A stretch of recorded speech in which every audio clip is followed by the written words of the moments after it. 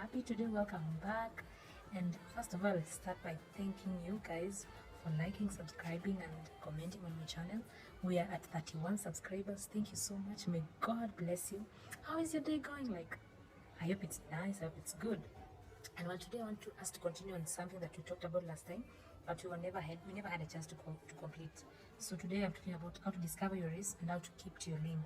And I'm going to look to refer to the Bible to the story of Joseph.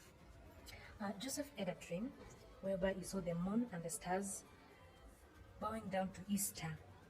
And the only thing that Joseph had was just a dream. He didn't know which race, which path, which lane to keep in order to get to his dream.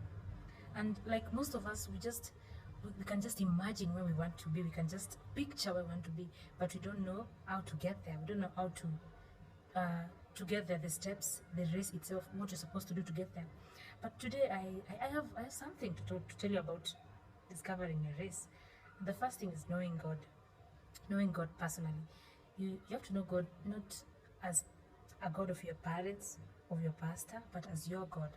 Knowing God personally is the most important thing to discovering your race. Do you know why? Because in Psalms 139, it speaks of He's the one who created you in your mother's womb. He knit together everything about you in your mother's womb. Even before you are conceived, He knew you. He knows the number of your days. He knows the number of your hair. Each single one of each tiny one of them.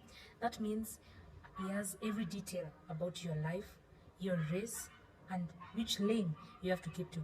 Something else about discovering your race. It's like embracing situations that are presented in your life. For instance, when you look in the life of Joseph, he didn't know which race he was in or which lane to keep in. But there's one thing that he did good. He knew how to appreciate his seasons. Remember when he was sold to the Egyptians and he became Potiphar's manager? He was patient enough during those building moments of his life. Maybe these are situations that come in your life. Maybe they are your building moments. They are there to shape a few things that you're going to be needing in your journey or in your race. It's a process. Everything is a process.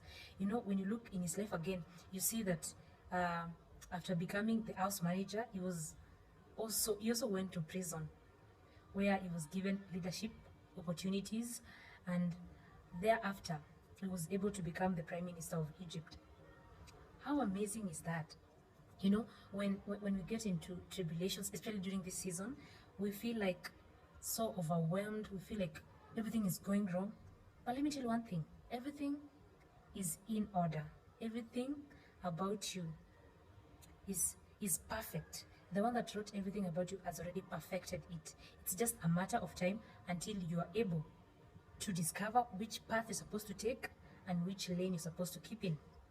And it's a process. Appreciate the process. The situations, circumstances that are presented in your life, accept them and work through them until you get to where you're meant to be. Then I'll talk about how to keep to your lane. The first thing is saying no. No. You know, saying no is one of the difficult things to do in this life. You know, maybe you have to say no to maybe things that you loved before, but if they're not helping you in any way, you should say no to them. Practice saying no, and saying no will bring you a step closer to achieving or to getting to your right path. If anything is not good for you, just say no. Very simple. Just say no, and I'm sure with that you're going to get to the right path by the end of the day. Something else, whatever you find to do it with all your heart. Be in work, in school, whatever you do, just do it with all your heart. For God blesses someone who does their work with a good heart, with all their hearts. That is such an important thing you're supposed to have as an individual.